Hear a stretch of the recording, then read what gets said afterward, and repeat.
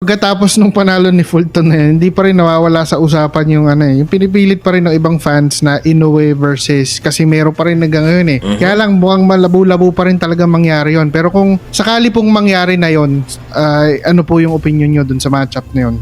If you ask me, I'll tell you honestly, Casimiro mas malaking chance na manalo. I give you one reason. Yan. Si Casimiro kasi talagang malakas. At Oo nga raw, malakas daw mag-risky. talaga. Hindi sigurista. Talagang magipag-risky. Is either siyang bumagsak or siyang makataas. So, compared to Tapales, mas malakas Casimiro.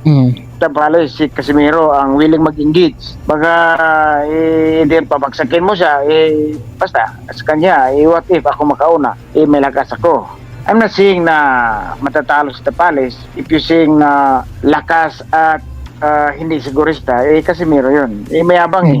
So, may papatunayan.